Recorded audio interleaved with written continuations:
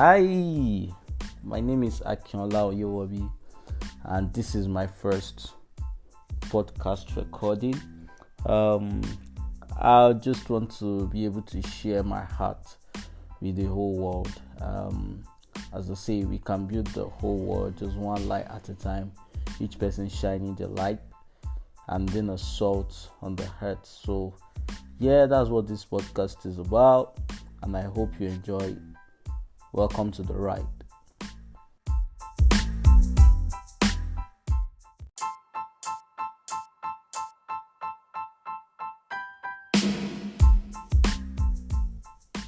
Yo, my name is Akinola Oyewobi. I welcome you to the Allo podcast this morning. And sit tight, there's something that's out there for you. You know what? I'm gonna keep this real today. And so I want to talk a bit about the forthcoming 2023 election. As funny as this sounds, some really nice candidates are out. Some big daddies are out as well. They're trying to tell us, we got the solution to our problems as a country. So the question is, who exactly should be Nigeria's president? This is a question I see we ask over and over towards every election cycle. And you know what? Nigerians are tired. They are tired. I don't even know what to say again. But also, I feel so sad that we are not able to bring the desired change that we require in our nation. Nigerians are tired, and in fact, this government just made things a little bit worse, and a lot of people are traveling out of the country. Had never seen any time in my life where I didn't see Nigerians jackpot the way we jackpot this moment, and I could say from the place where people are leaving Nigeria left, right, and center, even people you so know, so I just don't know what to do. We don't know what to say about this country. We don't know what to do, And so this is just something I want to put out there just to let us know. You see, what kind of president do you feel Nigeria needs right now? So let us be clear, right? Let's stop making messiahs out of people, because most times you just come and say, yo, this guy's got to do it. But that is not what we should be doing. Us giving people messiah status makes them look indispensable. We forget that they are humans like us, and we just give them this messiah status, and we even say that, oh, God says you're gonna be the president, and this is where we're at right now. So Nigerians got a role to play, or who becomes the next president. It doesn't have to do with us giving them messianic status, but them coming to do the real work. So we should be able to ask them point blank questions. What are you going to be doing for the people? What are you going to be doing about insecurity? What are you going to be doing about education? What are you going to be doing about the economy? What are you going to be doing about health? First of all, we shouldn't be talking about roads. Nobody should come and say, oh, you know what? I'm going to do 10-kilometer road from Abuja to Lagos. That's not what we want. They should be able to point us to a direction that we require to move as a nation. And our nation has to work on a vision. Because right now, Nigeria does not have a vision. I've seen people ask over and over and over and over again, what is the vision for Nigeria? So are we saying that all through these years we'll be running a very visionless nation? Whoa, So I just want to put this out here, that a vision is what drives a nation to success. But in Nigeria's case, we are just after the money, after the chada. Trust me, we do chada and then we lose it. But we have to ask them point blank questions. What kind of nation do we want to build? What kind of nation do we want to have? This is beyond infrastructure. It's about the well-being of the people, and Nigerians better than they used to be. What are the basic things Nigeria needs right now? It's not building skyscrapers. Yeah, you can look at Eco, what do they call that stuff? Eco Atlantic. You're building a whole new city or by the Atlantic Ocean. All good and fine. But trust me, is that what we need as a nation? That's not what we need. The well-being of the people should be paramount. The well-being of the people should be number one. Infrastructure is secondary. What you need to do is build a nation where people can be empowered to bring resources to the nation. Like, most of us try to wonder, when it just comes to education, let me just pick a sector right now. When it just comes to education, the kind of money Nigerians spend going traveling abroad to study, do you know what that money would have done to our educational system in Nigeria? And this is not even spending up to that amount. But our government seemed unconcerned about fixing the educational sector. I always said something, that once the government sees that a private body is fixing an issue they should fix, they become lackadaisical. They don't care anymore. They become complacent. Is that how to build a nation? Now, this is even beyond the percentage of budgetary allocation that UNICEF requires every government in the world to put into education. It's beyond that.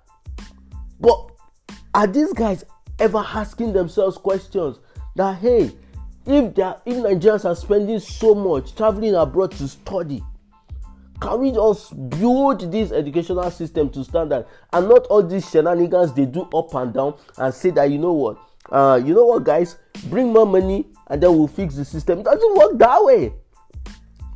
You need to imagine you are owning a business and you need people to come and buy something that you sell that is a premium product.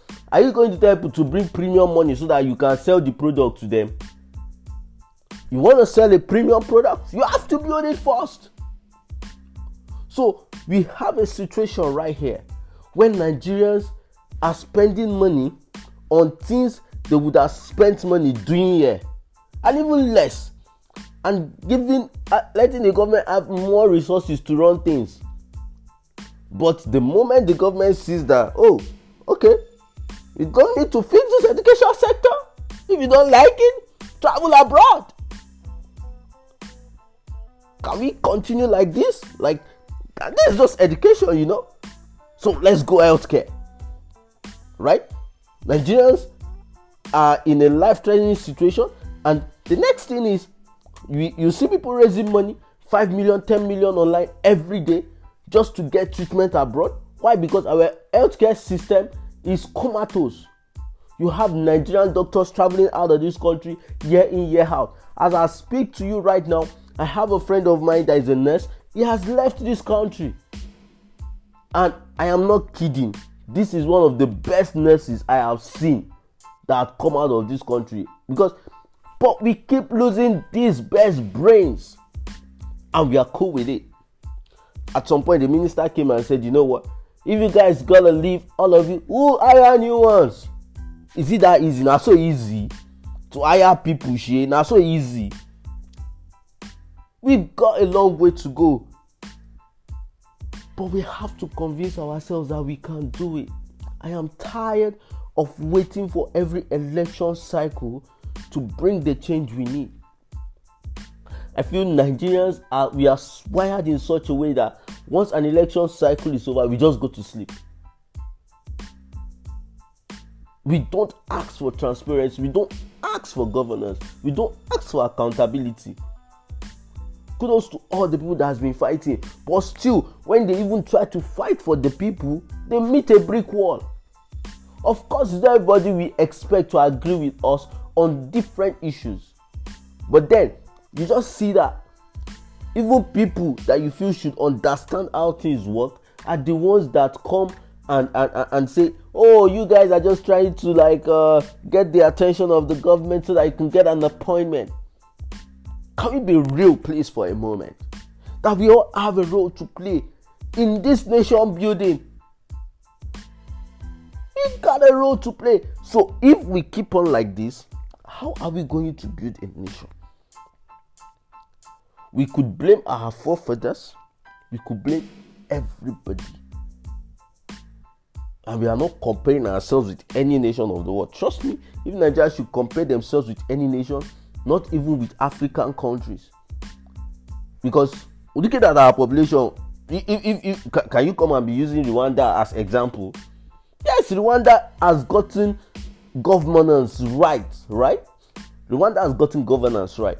But then, who should be our mates? We are not even playing at the level of our mates. We are not even playing at the level of people where we know be their mates. But look at us. When are we ever going to come out of this? When?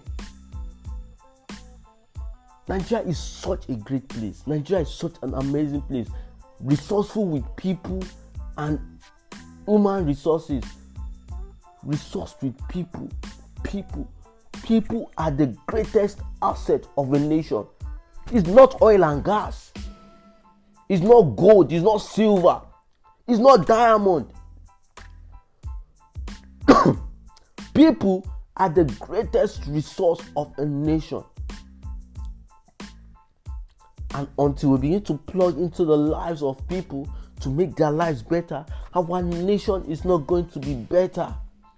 The well-being of a people determines the well-being of a nation.